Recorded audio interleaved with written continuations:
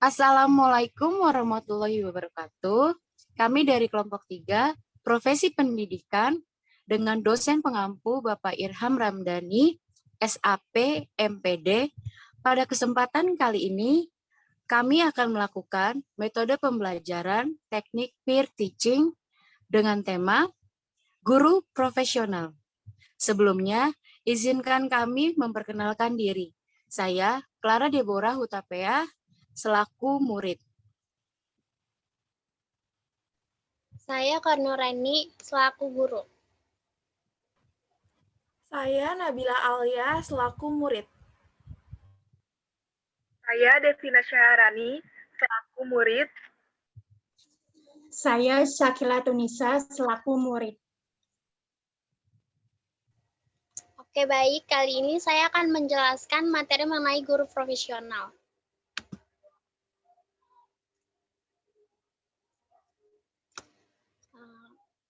Kata profesional berasal dari kata sifat, yang bersifat pencaharian dan sebagai kata benda yang berarti orang yang mempunyai keahlian seperti dokter, guru, hakim, dan sebagainya. Dan kata lain, pekerjaan yang bersifat profesional adalah pekerjaan yang hanya dapat dilakukan oleh mereka yang khusus dipersiapkan untuk itu, dan bukan pekerjaan yang dilakukan oleh mereka yang karena tidak dapat memperoleh pekerjaan lain.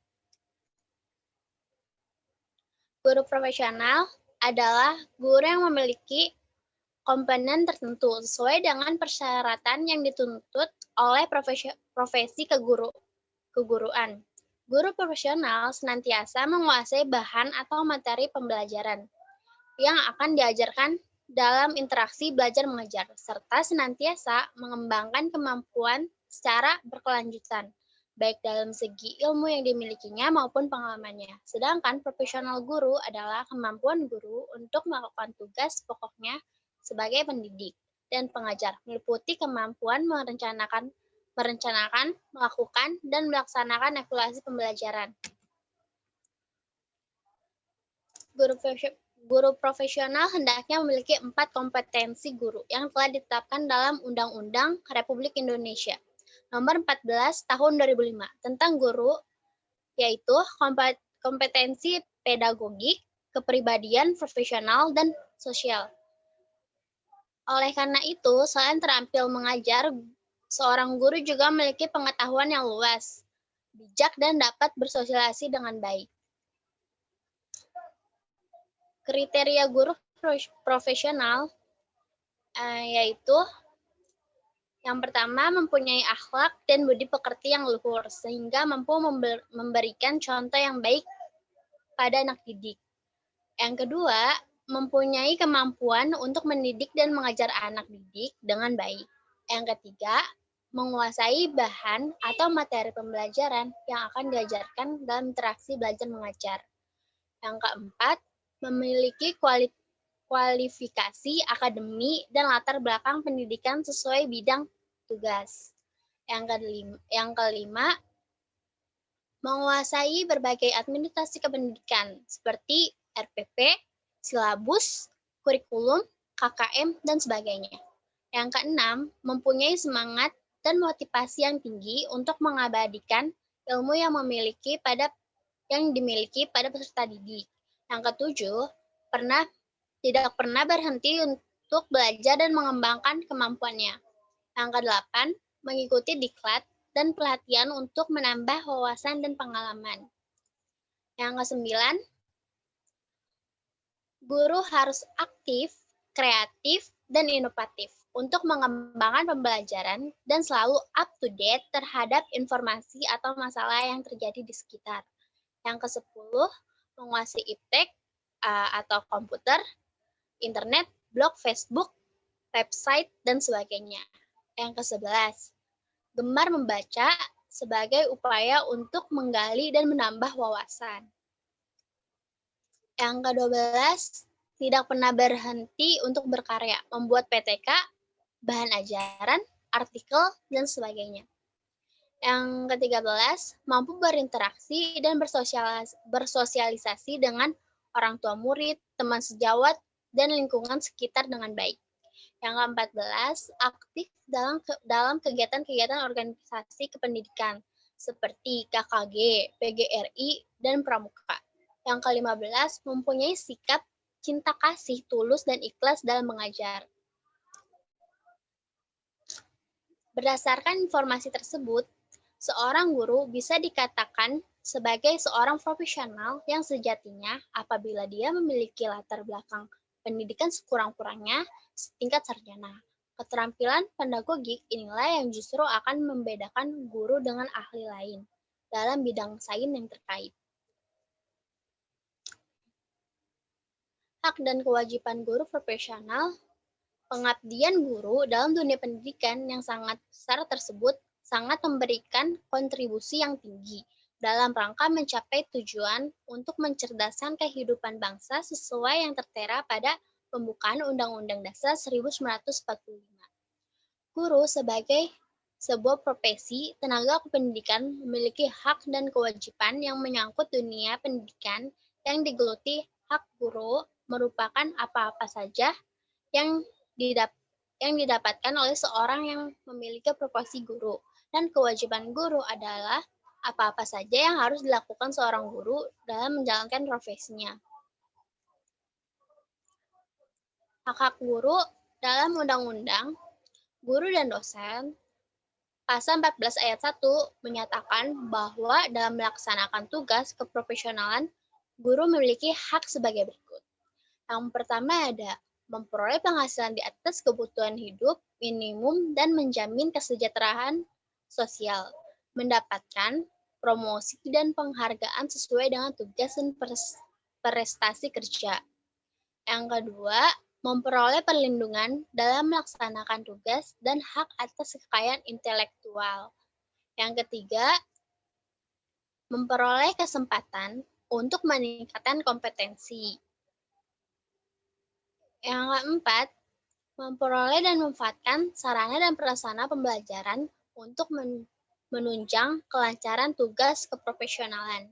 Yang kelima, memiliki kebebasan dalam memberikan penilaian dan ikut menentukan kelulusan, penghargaan, dan atau sanksi kepada peserta didik sesuai dengan kaidah pendidikan, kode etik guru, dan peraturan perundang-undangan.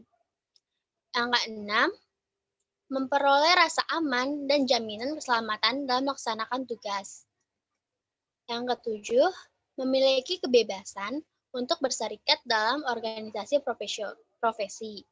Yang kedelapan, memiliki kesempatan untuk berperan dalam penentuan kebijakan pendidikan. Yang kesembilan, memperoleh kesempatan untuk mengembangkan dan meningkatkan kualifikasi akademik dan kompetensi, dan atau memperoleh pelatihan dan pengembangan profesi dalam bidangnya. Menurut Undang-Undang Guru dan Dosen Pasal 20, bahwa dalam melaksanakan tugas keprofesionalan, guru berkewajiban merencanakan pembelajaran, melaksanakan proses pembelajaran yang bermutu, serta menilai dan mengevaluasi hasil pembelajaran.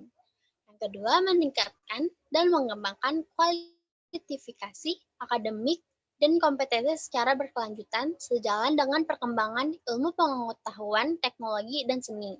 Yang ketiga, bertindak objektif dan tidak diskriminatif atas dasar pertimbangan jenis kelamin, agama, suku, ras, dan kondisi fisik tertentu, atau latar belakang keluarga dan status sosial ekonomi peserta didik dalam pembelajaran. Yang keempat, menjunjung tinggi peraturan perundang-undangan hukum dan kode etik guru, serta nilai-nilai agama dan etika, dan memelihara dan memupuk persatuan dan kesatuan bangsa. Oke. Sampai sini ada yang ingin ditanyakan?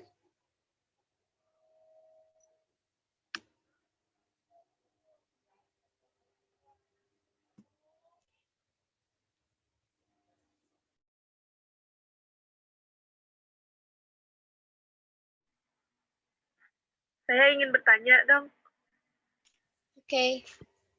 apa semua guru itu profesional?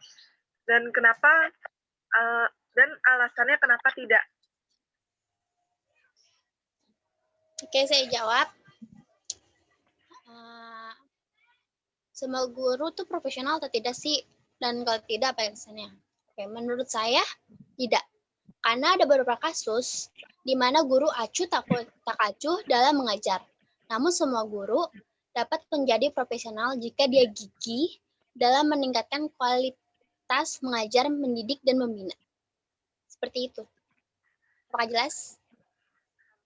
Terima kasih.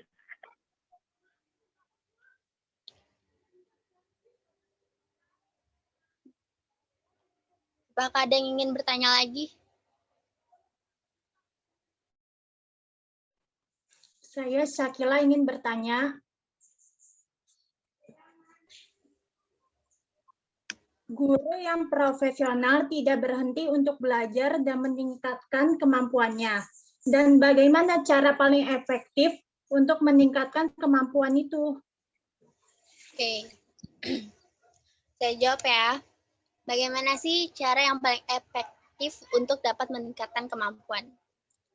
Tentunya, guru dapat belajar dari lingkungan sekitar, pengalaman selama mengajar, media internet, buku pengetahuan, jurnal, dan lain sebagainya. Dan tentunya, melatih kemampuan berbicara yang salah satunya diskusi. Dengan begitu, ketika mengajar, tentunya akan lebih profesional dan luas. Tidak lupa tentunya guru jauh lebih disiplin dan bermuara akan berbagai hal. Dengan begitu, tentunya guru semakin berkualitas dan bertanggung jawab akan pekerjaannya. Seperti itu. Oke, baik. Dapat dipahami. Terima kasih. Ya, sama-sama. Ada yang ingin bertanya lagi? Saya mau bertanya. Beberapa daerah di Indonesia masih banyak ditemukan kasus guru yang tidak dapat menguasai IP, seperti komputer, internet, blog, website, Facebook, dan sebagainya. Lalu, kendala apa saja yang terjadi sehingga guru tidak menguasai iptek tersebut? Oke, saya jawab. Kendala apa aja yang terjadi sehingga guru tidak menguasai iptek tersebut? Karena kurangnya pelatihan bagi guru untuk meningkatkan kemampuan dalam bidang TIK sehingga hal ini memicu guru menjadi gaptek. Juga sarana dan prasarana yang terbatas, yang meliputi komputer, internet, aliran listrik, dan lain sebagainya. Seperti itu. Oke, dapat dipahami. Terima kasih. Ya. Saya ada yang ingin bertanya lagi. Saya Nabila ingin bertanya, guru itu kan berhak memperoleh penghasilan yang layak atas kinerjanya. Nah, seringkali kan ditemui kasus di mana guru honorer itu mendapat gaji yang tidak sesuai. Lalu upaya apa yang harus pemerintah lakukan untuk memperlayak gaji-gaji guru-guru honorer tersebut? Terima kasih. Ya. Oke, saya jawab. Ya benar. Banyak banget kasus guru honorer yang mendapatkan gaji yang tidak sesuai. Nah, apa aja sih upayanya? Upaya pemerintah untuk meningkatkan gaji guru ialah yang pertama ada program sertifikasi guru yang mana dapat diikuti juga oleh guru honorer. Yang kedua, bantuan subsidi upah. Yang ketiga, memperluas seleksi P3K guru honorer. Di tahun 2021, guru honorer sudah bisa mendaftar. Yang keempat, pembukaan seleksi CPNS. Jika guru honorer gagal, maka dapat diangkat menjadi P3K. Nah, sebelum ada yang bertanya, P3K itu apa sih?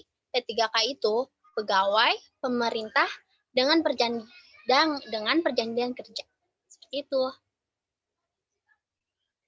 Baik, sudah paham. Terima kasih. Oke, jika tidak ada yang ingin ditanyakan lagi, saya akan tutup presentasi ini.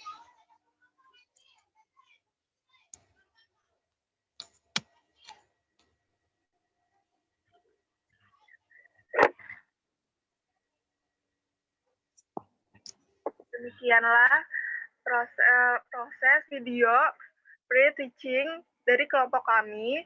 Kurang lebihnya mohon maaf. Wassalamualaikum warahmatullahi wabarakatuh. Waalaikumsalam.